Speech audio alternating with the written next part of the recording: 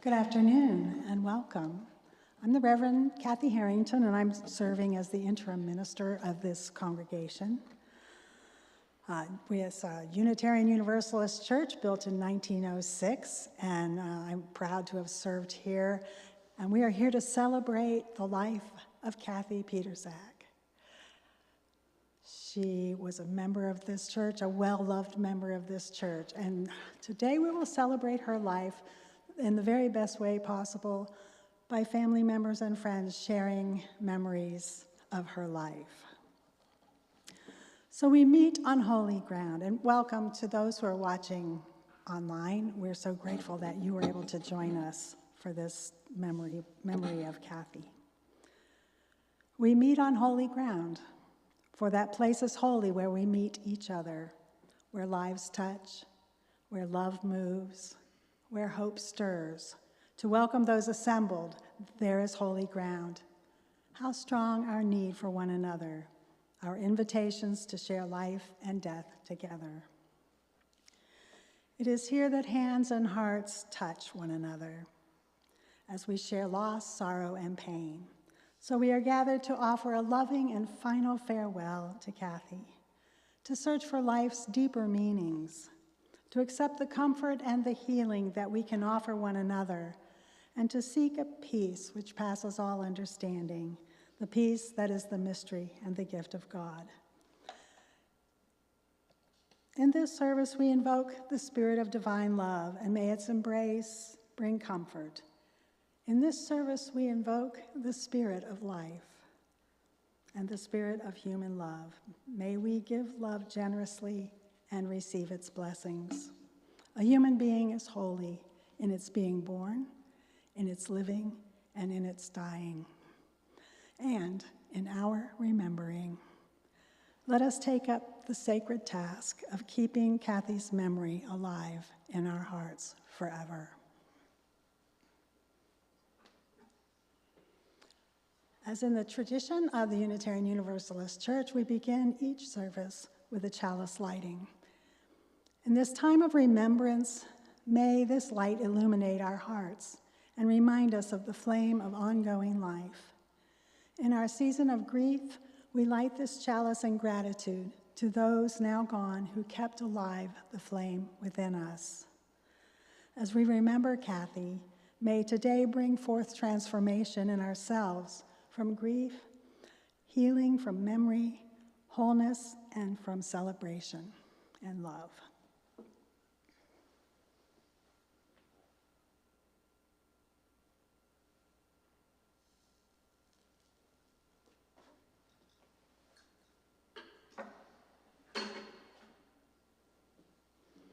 And then we'll have a reading from Katie Merck, granddaughter.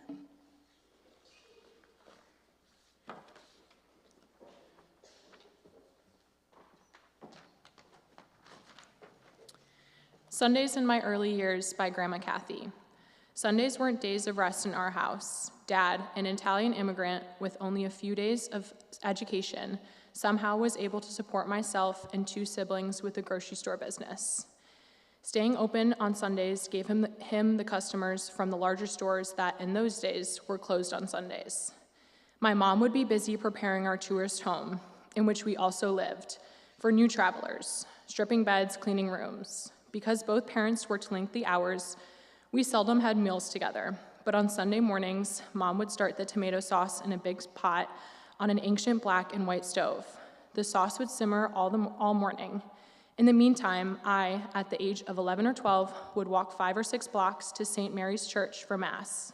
The Niagara Casino now dwarfs this church. I wore the required hat or hanky on my head and usually white gloves. But the real thrill came after church because each Sunday I was given a dime to buy a comic book. It always seemed to me that this drugstore was immense with far too many choices. Making a decision about just the perfect comic to buy was difficult. No matter how long I browsed, no one ever asked us to stop reading or looking. When the exact perfect comic was selected, Archie, Mr. Magoo, Plastic Man, I would walk home with my treasure. I'd delay reading it to prolong the anticipated pleasure, and also because I would first scoop out a ladle of sauce and dip bread into it for a pre-lunch appetizer. Then I would retreat to our front porch and devour the comic. Later in the week, or maybe when a few comics were accumulated, I'd visit my friend Jim, who lived on the next block. I can still picture his stack of comics on the corner of his couch. Then we would trade comics with great negotiations. We never read together, preferring to retreat to our own special spots for our special small pleasure.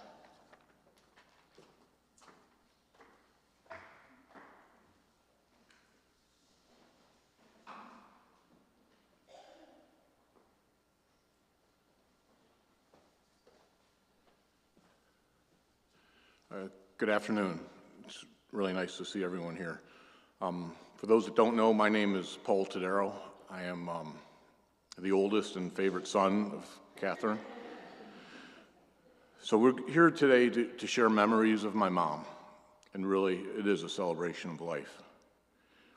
So we'll hear many eloquent and touching words from many people. I just want you to know a few things. So you'll hear a lot of things that my mom liked. I'm going to mix it up a bit. I'm going to tell you some things she didn't like. And those that know her will appreciate this. My mom did not like a few things. She did not like noisy restaurants. She did not like alcohol, big companies, racism, or technology. Just a few things my mom did not like.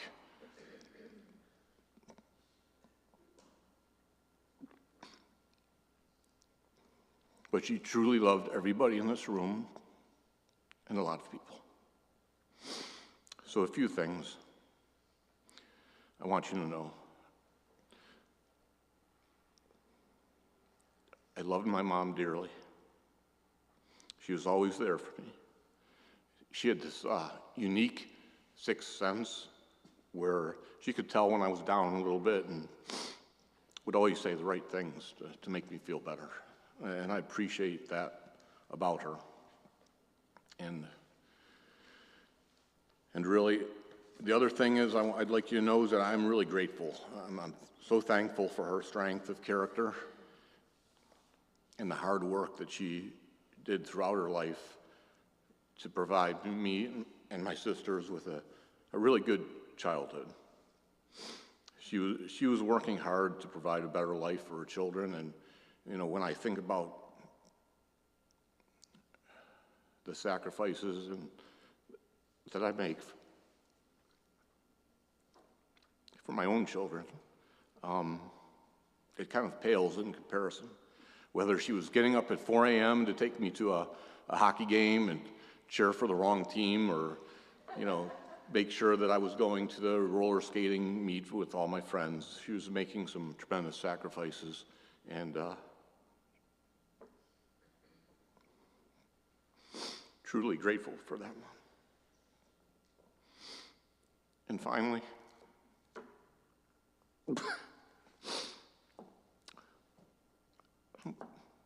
I want you to know I miss her. Whether we were talking about daily events, the news, or what's going on in our lives, I miss being around her. And everything about her. So please help me celebrate, and this is a great event, and thanks for being here.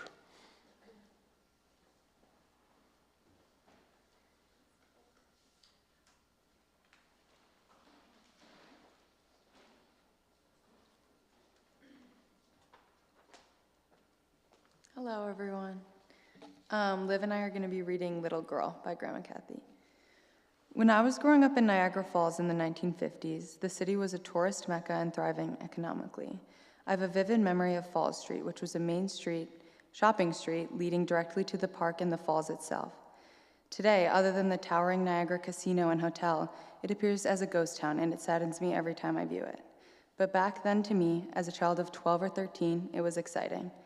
In a 5-minute walk from my house, I had access to a young girl's dream world. There were 3 5 and 10s, Kresge's, Neisner's, and, sorry, I don't know what those are, but McCoy's, 2 soda parlors, and at least a dozen shops.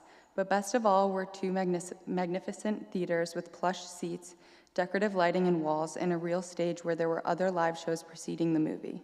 The live shows were often culminated in prizes and sometimes a free gift for each member of the audience. My favorite movies were musicals and westerns, such as Roy Rogers and Gene Autry. Obtaining permission from my parents to go to the movies required some negotiation skills, aka whining and pouting. I wanted money, not just for admission, but to buy candy at the stand. And since my parents owned a grocery store, they wanted me to bring candy from our store rather than give hard-earned money to the theater. So usually, I'd select something that would last a long time, like Turkish taffy, Necco wafers, or Tootsie Pops. I would be swept away by the view of unknown world would be presented to me on a screen. Sometimes there was a double feature, newsreel and cartoons, and I could sit through a second feature without paying again. Walking home, I would be reviewing the scenes in my mind because then I would set up a curtain on the clothesline and put on my cowgirl outfit complete with a cap gun and a holster to act out the story. Or, following a musical, I would drape myself in flowing scarves and twirl to my heart's content. If I was lucky, I'd round up the neighborhood kids. I probably hoped they would pay to watch my performance, but I don't recall ever making a single cent. I recall this as a magical, otherworldly venture and have not experienced the exact feeling since.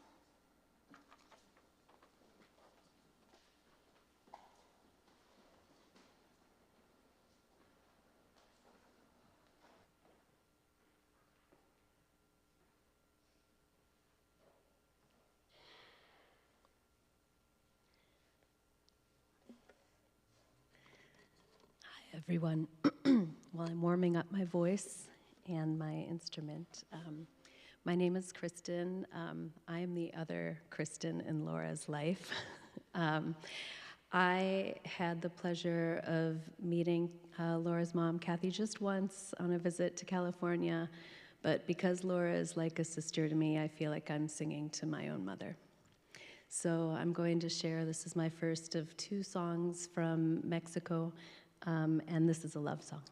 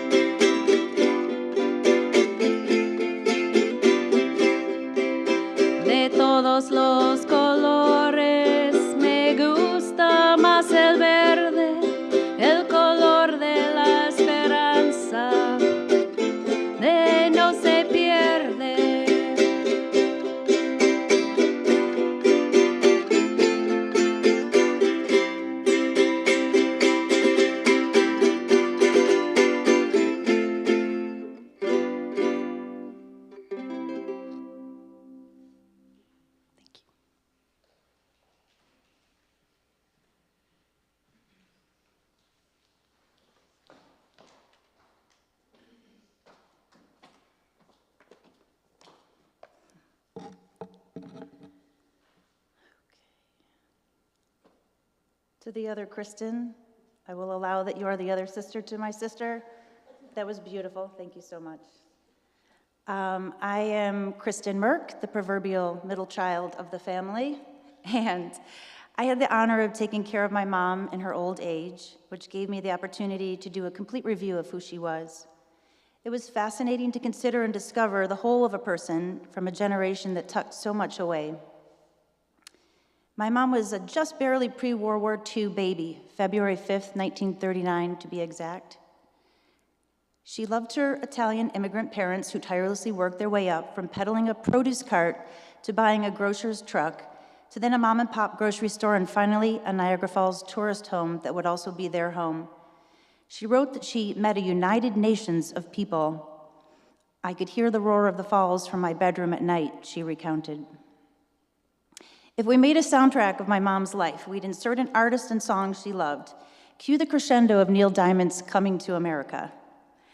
She defied the restraints of women in her day, and somehow, she would reflect, convinced her parents to let her attend Fredonia State College, as it used to be called, where she graduated with a degree in education. She taught 2nd, 3rd, and 4th grades in the 60s and 70s at Lockport, Athol Springs, Lakeview, and Blaisdell. She loved working with children.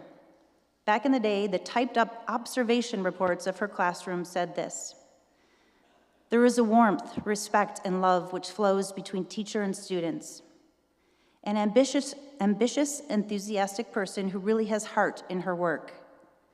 The teacher has put so much effort into her planning and has spent much time in bringing out the best in the pupils. The teacher's manner seems to say, 'Learning is fun. Mistakes are a human's way of learning, so don't be afraid of them.'" Her next dream was to have a family. The memories of her childhood were quite beautiful and all about family. Gatherings with aunts and uncles and cousins, and so much laughter. There is great joy in the simple, anytime potential for laughter.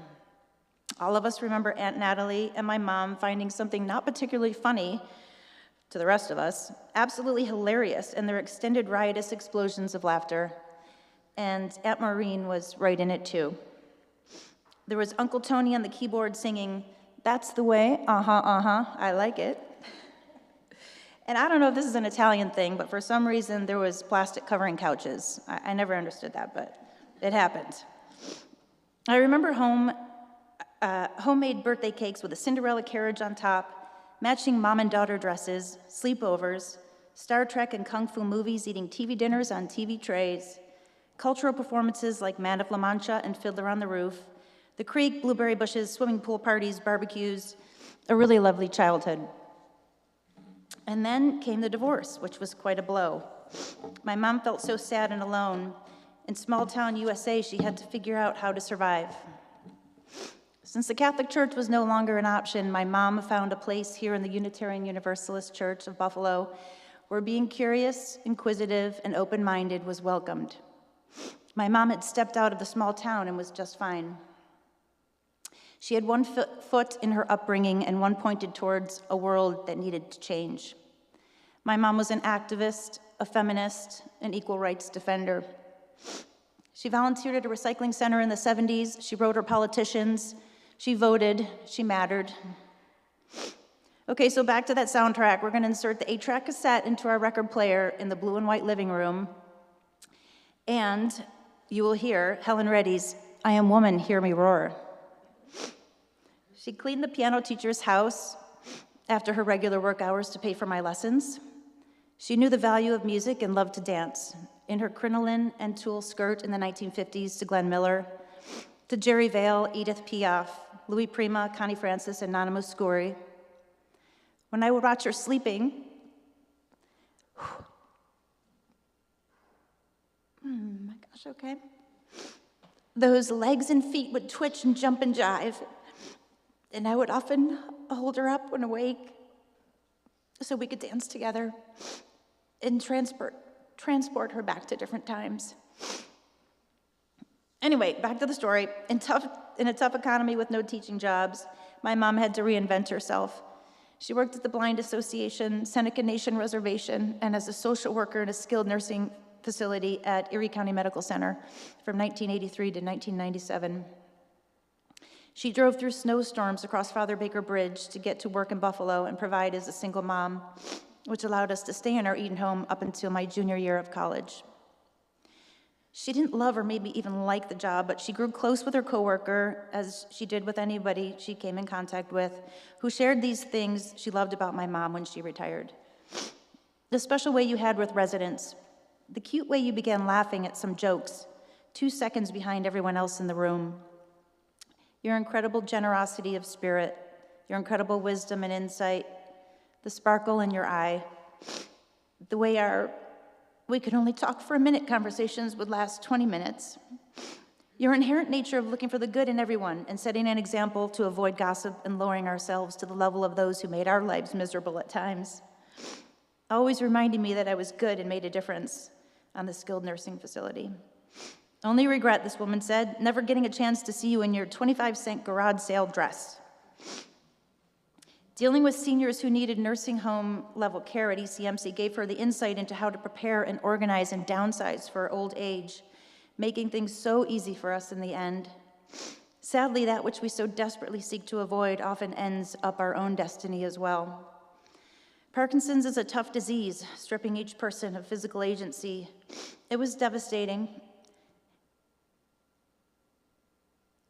And yet through it all, I admired my mom's tenacity.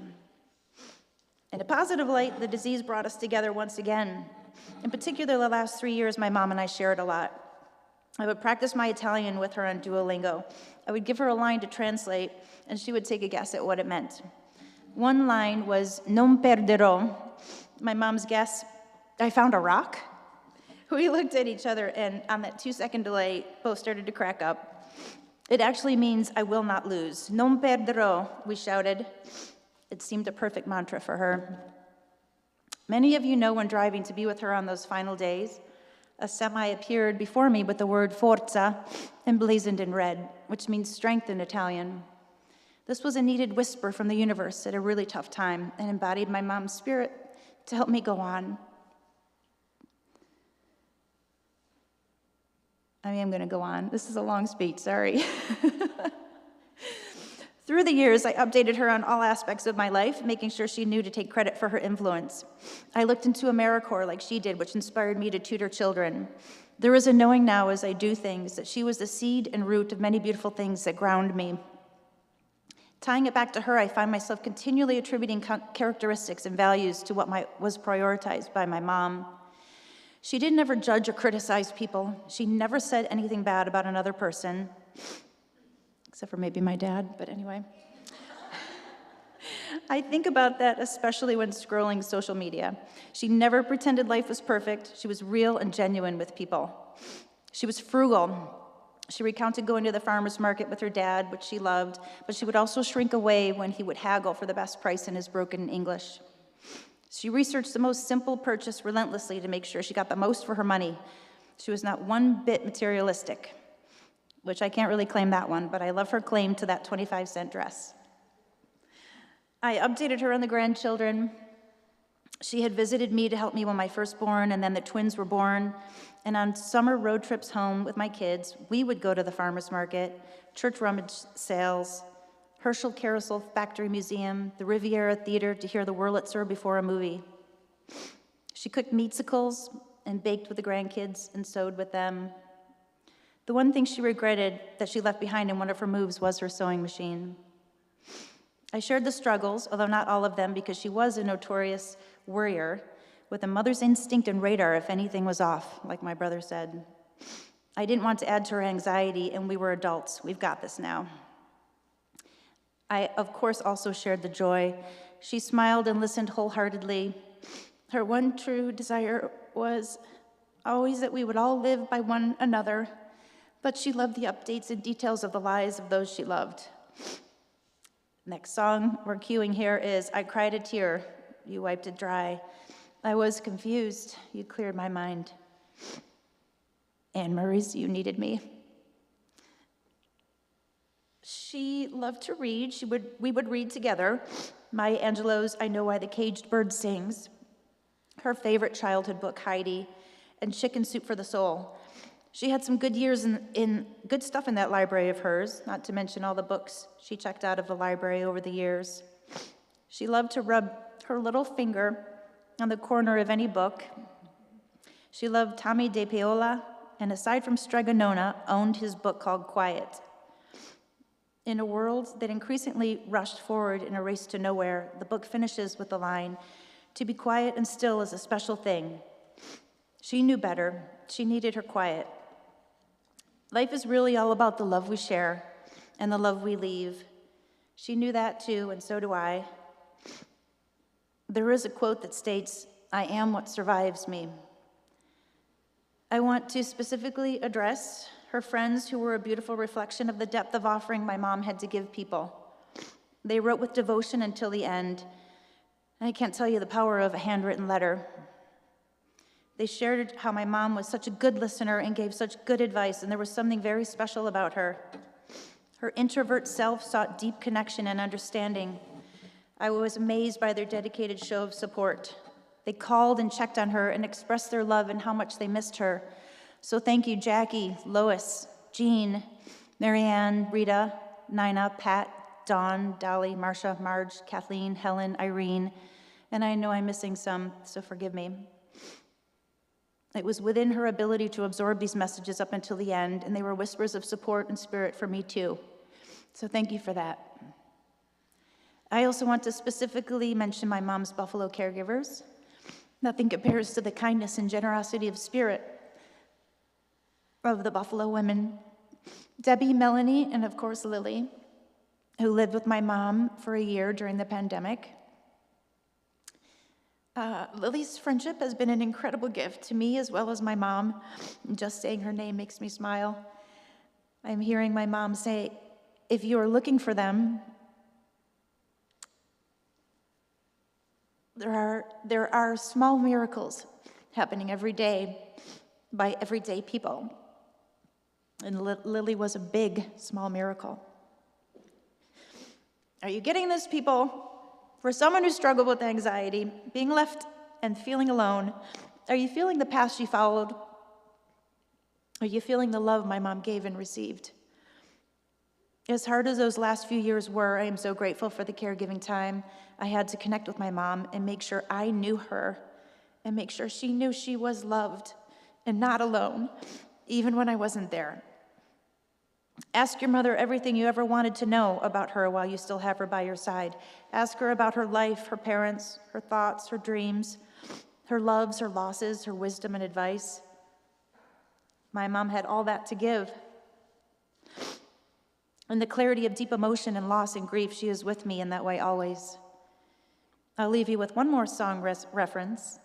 I was in the car recently listening to a 1970s channel. Back in the day, with the turn of the dial on the radio, I know no lyrics to any song because it just depended on what was on at that time. But this one I knew, and it made me cry. My mom was a fan of Helen Reddy's Delta Dawn, what's that flower you have on? Could it be a faded rose from days gone by? And did I hear you say he was a-meeting you here today?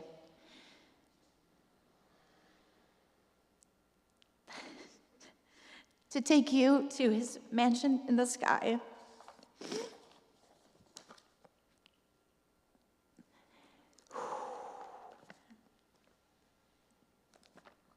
It's the hardest part to get out. I love you, Mom. I miss you dearly.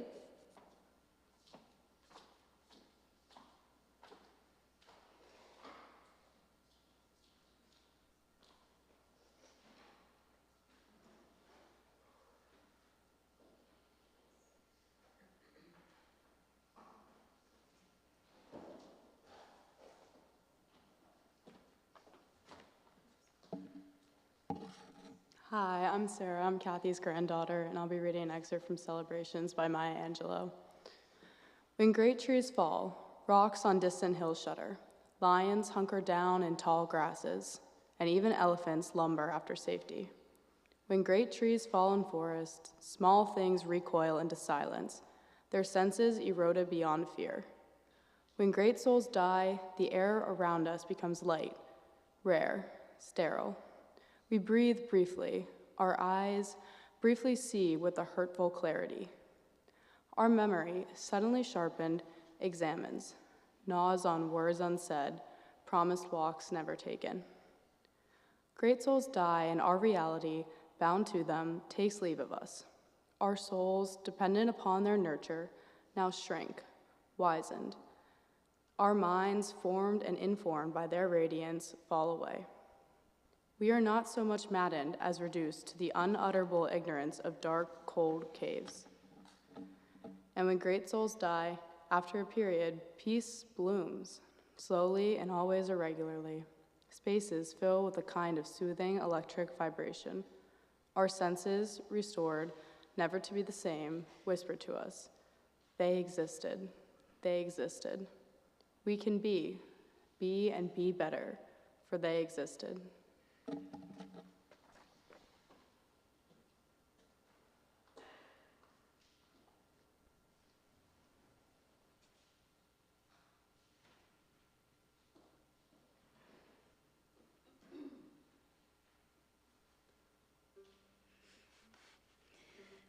So the second one, in honor of Cathy's love of music and culture, when Laura asked me to share a few songs, I taught myself this one.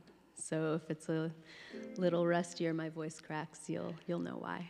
But I wanted to just share some of the lyrics to the song, the words to the song, since it's in Spanish, and I don't know how many people here speak Spanish, but this song, La Lloroncita, is the weeping woman, and she is in a lot of the folkloric traditions in Mexico where this music is from. She's the weeping woman, and she's the earth herself who weeps for her children when they're suffering or in pain. And so the words to this song that I sing when I sing, Ay llorona, déjame llorar, solo llorando puede mi corazón descansar, that means calling out to the mother, saying, please let me just weep, because only by crying will my heart be able to be at peace. So, share this song with you.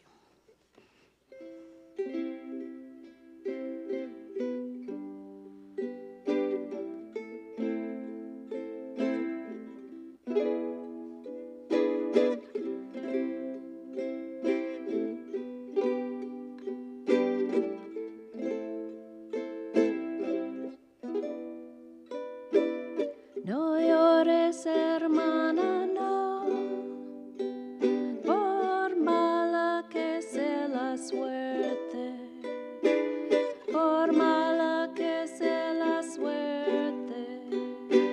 No llores, hermana, no, ni por la misma muerte, para que te olvide yo. No llores, hermana, no, por mala que sea la suerte. Ay de mi llorona, pero déjeme llorar. Ay de mi llorona, déjeme llorar. Solo llorando puede mi corazón descansar. Ay de mi llorona, pero déjeme llorar.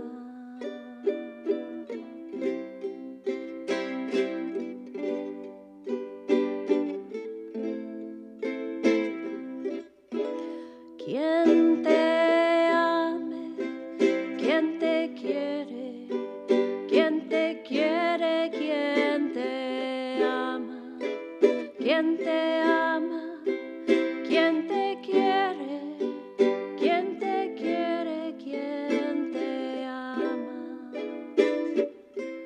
Ay de mi llorona, déjame llorar. Ay de mi llorona, pero déjame llorar.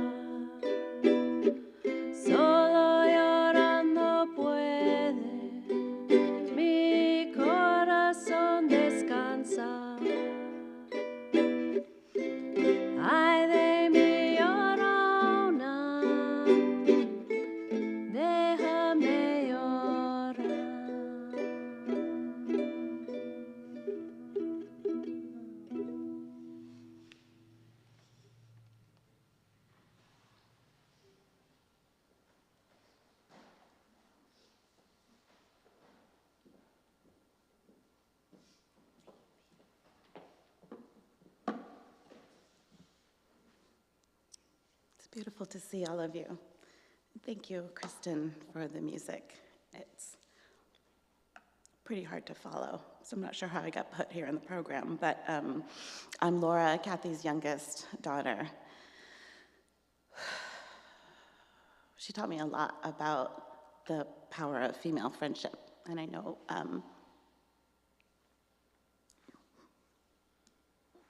so many of her friends have also passed recently. I'm just so grateful for those of you who've made it and that are here in spirit.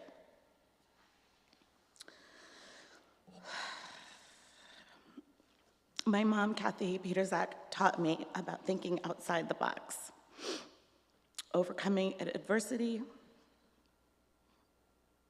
This is going to be really hard.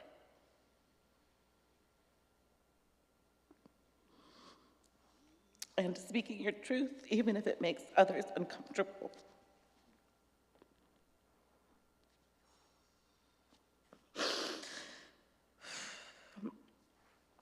She often talked about how her own parents, both immigrants from Italy, who didn't have much of an education, didn't want her to go to college.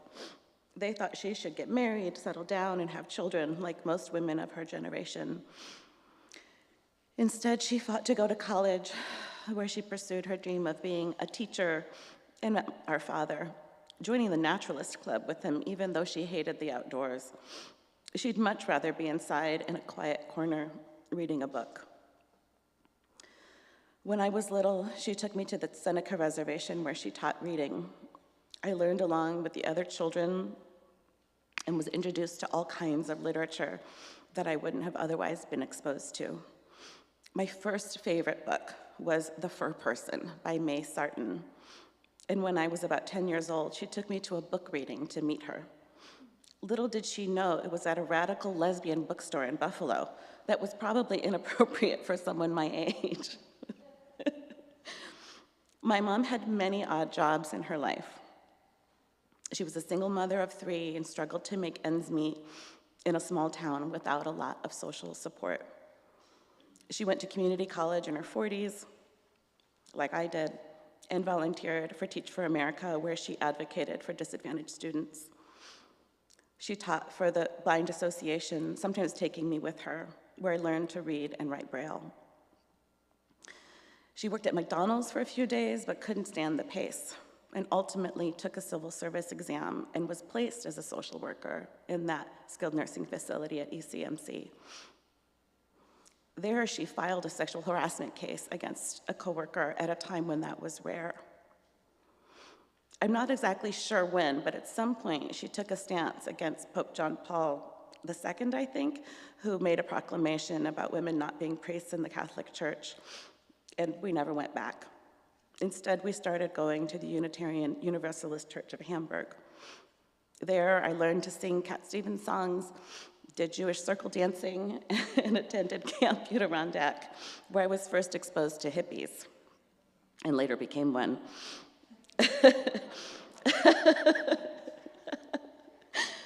Way before it was cool to recycle, she took me to the recycling center in Eden, where we wore safety glasses and smashed glass bottles with sledgehammers. I'm not sure how that came about, but now that I'm older than she was at that time, I imagine it was therapeutic for her to get out her frustrations at the systems that prevented her from having a life with more ease, but she rarely complained. Late in life, as a single woman, she placed a singles ad in the newspaper, like the physical newspaper, looking for a partner. We have it somewhere, detailing what she was looking for, specifically a widower she wanted. And she got one in Arnie, who became the grandparent to all of our children, my siblings and I's children. And his great-granddaughter, Sierra, for some reason started calling our mom Uncle Cathy. It's unclear, but Uncle Cathy she remained to many people. As a kid, I used to have insomnia and sneak downstairs to watch late-night TV when I couldn't sleep. I fell in love with Wynton Marsalis, the jazz musician, while watching The Tonight Show. When she found out, instead of getting mad at me, she took me to see him perform at the Tralfamadore in downtown Oakland and Buffalo at 12 years old. She even asked if I could go backstage and get his autograph, which I still have.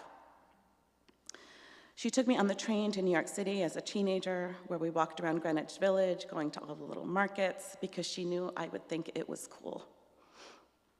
My mom believed all people are equal.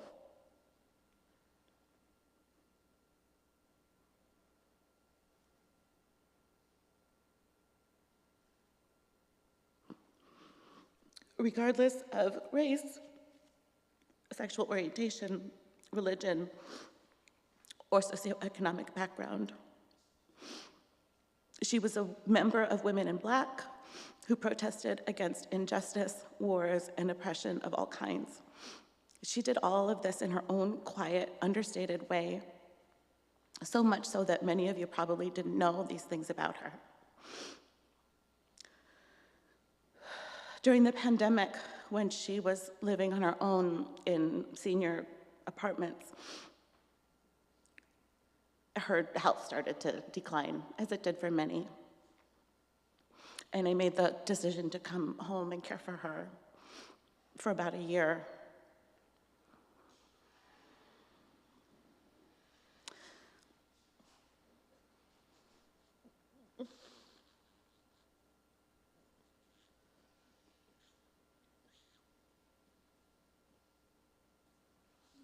Those times hold great meaning for me.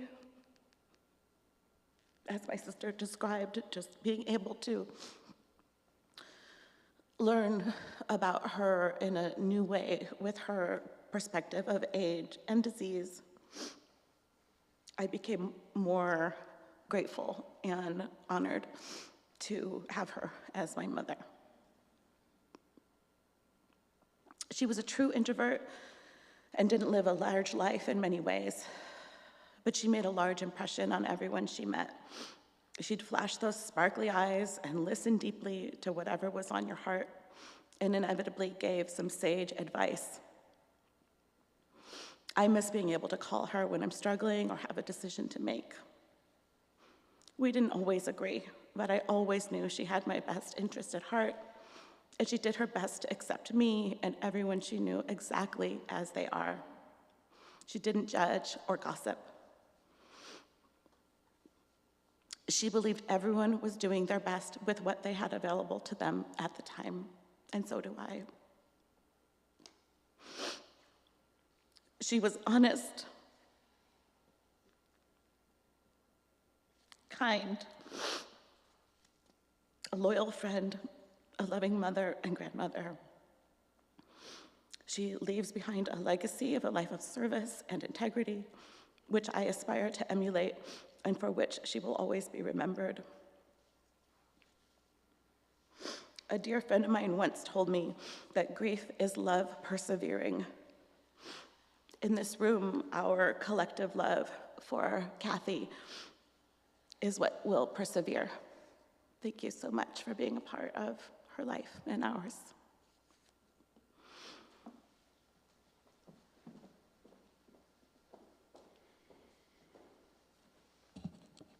One of the benefits of being a minister is being allowed to get to know the beloved members who have passed through their family memories. Your beautiful mom. This church was lucky to have her as a member. So as long as memory endures, Cathy's influence will be felt. Death is not an end to love. So now as we gather together, it's time to attend to her passing, to wrap it in stories. So she might linger a bit longer. If you have a story or a memory that you'd like to share at this time, you're invited to help weave this tapestry of this life. The gifts you receive from Cathy, the hole her passing has left, and the gratitude for the way her life has touched your own. You're invited to come forward and share a story. If you don't want to come up these treacherous steps, you can use that microphone on the floor.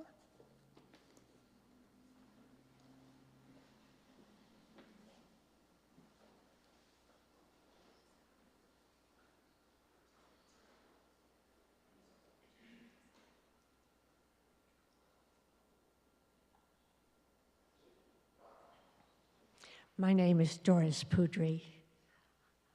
I know Cathy through this church. I am surprised to see how tall her children and grandchildren are. But I shouldn't be surprised because Cathy had a very tall, strong personality. She was a person who made a difference in this world. She was kind, she was sweet, she was soft-spoken, but she stood for something. She is a great loss to your family, to this church, to me. I will miss her. I think the world will miss her. You were so fortunate. I would also like to say, I do not understand how a person so tiny as Cathy could have such tall relatives. But it is what it is. And isn't it a good thing? I'm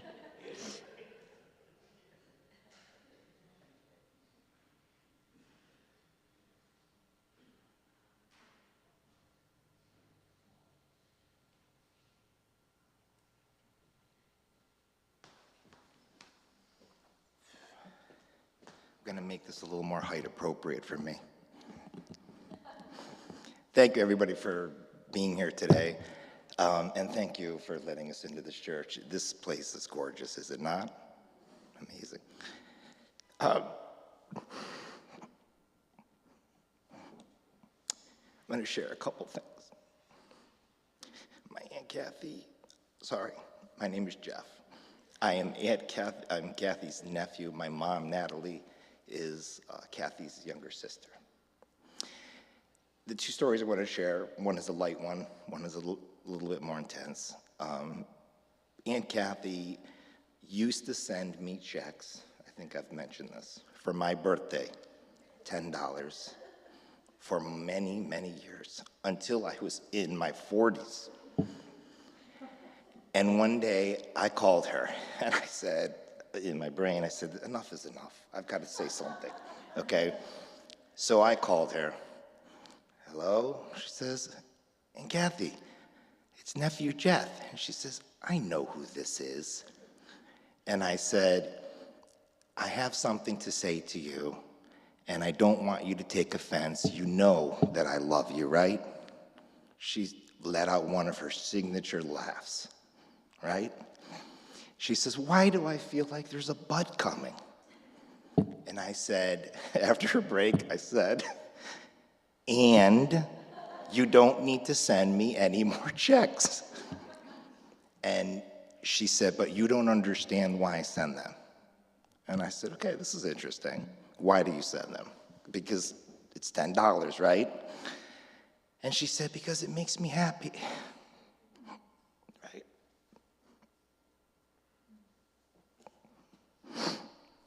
And I stopped, thought about it for a second, and I said, okay, you keep sending the checks. And then one day they stopped, and it kind of stunk. Not for the money, but the other thing I wanted to mention was that, as we all know, Aunt Cathy was an amazing writer, right? I admired that greatly because I'm not the greatest writer, but she also had great penmanship, right? As my mom does. I think it was the schooling back then, whatever. And my Aunt Cathy and I shared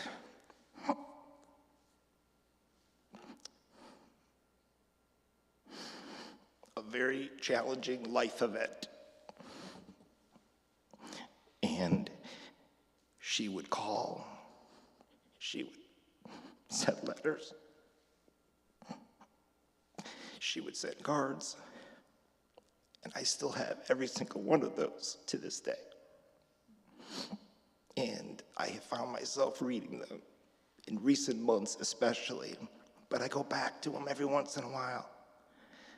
And they're just amazingly written. The penmanship looks amazing and so profound and succinct for my short attention span.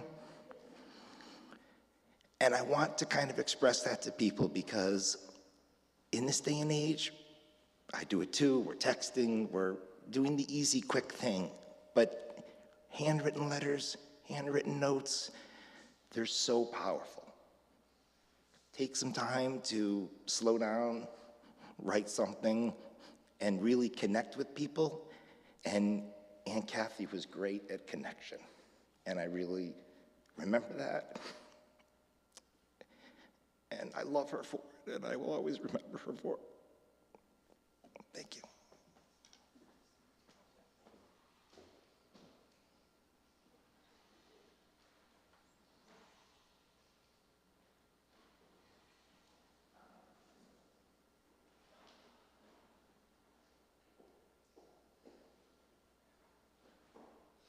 Height appropriate for me right here. Although, Laura, I saw that you fit pretty nicely up there, so I could probably do okay. I may actually need a tissue. Oh, there we go. Thank you. Well, so driving up, I was thinking about Aunt Cathy, thinking about all of you, of course, and thinking about extra memories and things that had happened over the years. And I'm punching through every Sirius XM channel there is. You know, there's 150,000 of them, and you're going through. And I'm like, no. And then Neil Diamond comes on. And I was like, and I wanted to hear this. I was immediately transported back to our kitchen in North Boston when I remember you and Aunt Cathy getting seemingly irrationally excited about Neil Diamond. And I remember having that sensation, you know, when you're younger, there's that imprinting that kind of goes on. You have these experiences, especially with the adults in your life. And I was young, and I just remember thinking or feeling like, wow, Mom and Aunt Cathy are like real normal people that have these passions and these interests, and they're fans, and they were so excited. They were talking about going to a concert. I'm like, wow, Mom and Aunt Cathy would go to a concert. That was the first glimpse of a full person. There were many throughout the years, somewhat small, but some big ones. Other conversations I remember with Mom and Aunt Cathy about Catholicism, about the Pope. And I remember hearing Aunt Cathy talk and thinking, wow, like, that kind of speaks to me. And I was identifying with what she was saying, and it made me feel like I wasn't such a weird, standout kind of kid, you know? And we never talked a lot about that over the years, but just hearing her talk that way, and it just kind of the quiet example she set. And so now I go to UU occasionally, belong to a UU congregation, I think in part, largely because of Aunt Cathy and my mom, who also took on UU.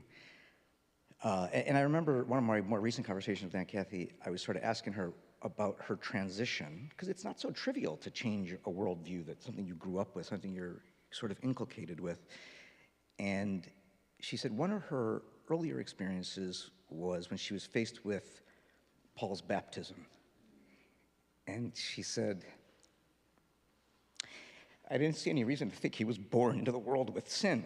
And I was like, wow, like this was just a couple years ago, and I was like, what a thought, like, you know, like powerful thinking, you know, and it's made a difference. I think certainly in Paul's case, she was right. Some of the rest of us, I'm not so sure about. But that really spoke to me as well. A couple of the quick things. Trip out west was amazing, of course, and I'm sure a little bit challenging, although I never saw one bit of challenge with her. It was dinner every night, mac and cheese, Velveeta. Don't judge, don't judge. We didn't know as much as we know now. It was delicious. And then, of course, the cards over the years into my 50s. many of them quite touching, as Jeff noted. She was a good writer, a great writer in many ways, and very poignant and concise. And there was one card in particular, and I've saved a number of these cards. One card in particular, I remember she said, if I was younger, you and Susan would be good friends of mine. You're interesting people, and you'd be good friends of mine. So I thought that was very touching. And I went to look for that card. I know I have it. I couldn't find it because the closet's a bit of a mess. But someday, when I'm 80, I will find that card, and I'll get a big smile on my face.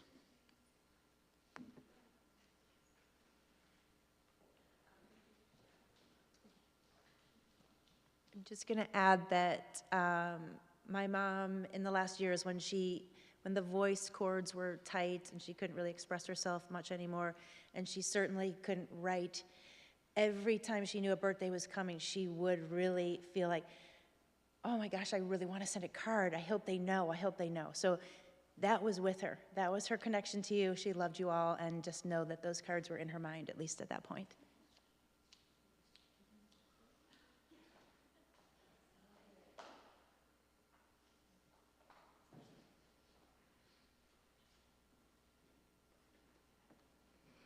When we're talking about connection and being in the same place at the same time, my mother, Maureen, I'm Lisa, and I'm Tony's daughter, so I am the niece, and the connection between my mother and Aunt Cathy was always very strong, and I do remember getting all of the cards. I got cards up until my 50s as well, and I have them saved, put them in my Bible. I've just recently gone through a lot of them. But this connection thing, I have a story to tell you about my mother and her. They used to get together and go to the movies all of the time. Oh, by the way, Aunt Cathy tried not to miss a performance of mine.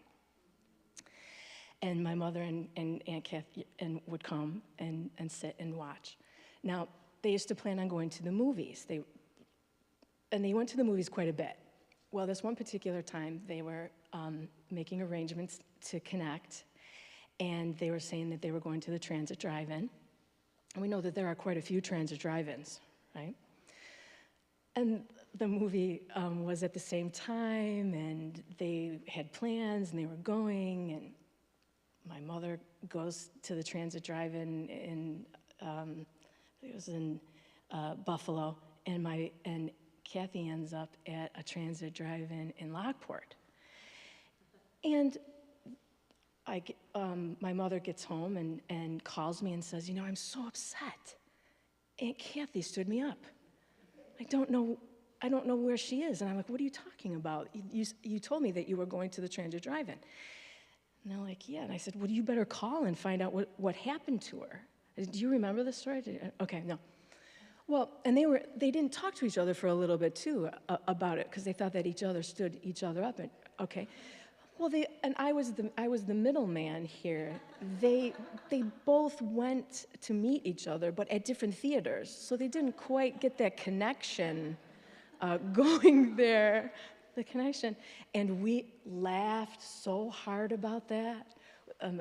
As our family does when we get together with the laughter and entertainment and movies and music and all of that. I just wanted to share that with you.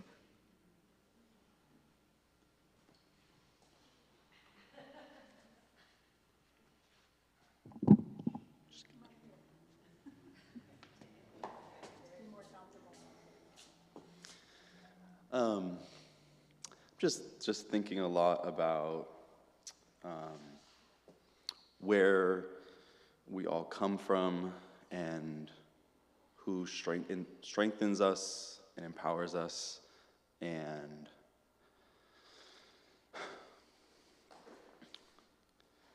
just thinking about our common, the common person that we come from, who is Grandma Cathy, and who is so responsible for shaping all the people, all of her kids and her kids' kids, and just think it's a beautiful thing to be, I guess, a descendant of hers, and how much we're gonna carry on with all the things that she's taught us. funny, a thing that I guess she maybe didn't teach us, but that I'm left with and wanted to share is a sentiment she had, I don't know when it was, if it was in more recent years, that she had this reflection that she shared, which is that after all the years of making dinner and cooking and having to provide, that she just wishes for dinner that she just would have made toast. Just thought that was really powerful thing.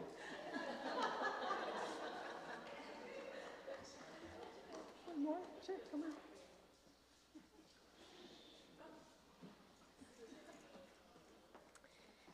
Maybe a little too tall, but how often you get to stand on a pulpit. Kristin, holy cow. Ugh, I should have worn waterproof mascara. Thank you for what you said. That was so sweet. I started working with Cathy at the end of 2020 as one of her caregivers. I was so lucky to have a new client who quickly became a new friend. In March of 2021, Cathy's need for greater assistance to age in place led us to living together, Sunday through Friday, for 6 months before her move to Chicago. During this 6 months, we cooked, discussed social justice and art, read, learned about each other's lives, binged Gilmore Girls, and ate a lot of ice cream. I will always admire Cathy's strength, ability to be vulnerable, her humor, and her hopes for a kinder world. One of the joys of our time together was reading aloud to Cathy. I would like to take this opportunity to read aloud to Cathy and to all of you who are a reflection of her love, the last letter I wrote to her. Dearest Cathy, December 13th, 2024. Oopsie. You have given me many gifts, and I am so very grateful for all of them. You have introduced me to books, shows, ideas, the Unitarian Church, briefly microwaved ice cream. It's really good, just the right amount of melty. And so many beautiful people. You helped start and strengthen and grow my career as a caregiver. You gave me and Blossom the cat your trust and open door to live with you in your home. You have made me laugh and think and feel. You have given me a safe space to share my hopes and dreams and, of course, my dating gossip. Above all, you have shared with me your friendship, and I will cherish that forever. Cathy Pietrzak, you have changed my life, you have enhanced my life, and you have blessed my life. With great respect, immense gratitude, and all of my love, your friend, Lily.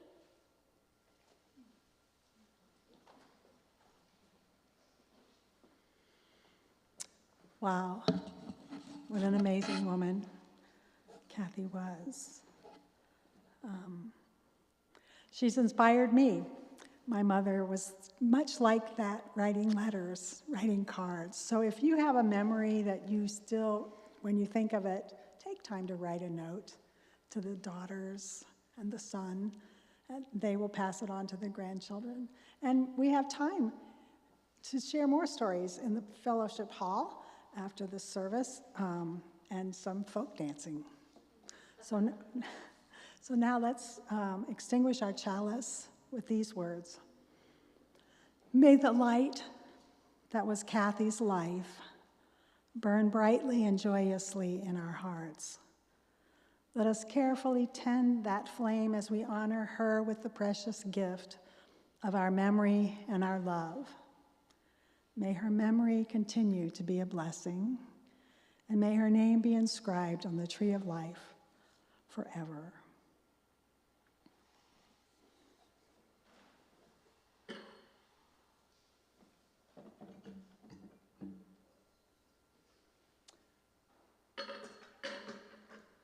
Never are our loved ones so powerful to influence and inspire us then as after death has withdrawn them from us. Then we feel with a new intensity the elements of sweetness and love in their lives.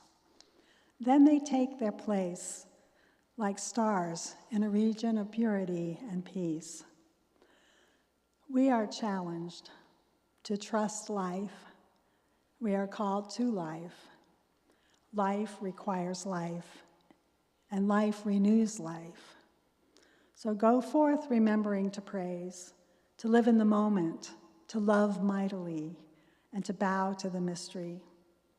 May the peace that passes all understanding, the peace that comes with acceptance and thanksgiving, the peace of the Spirit, which arises above all the strains of the earth, be and abide with us all, both this day and forevermore. May it be so. Amen.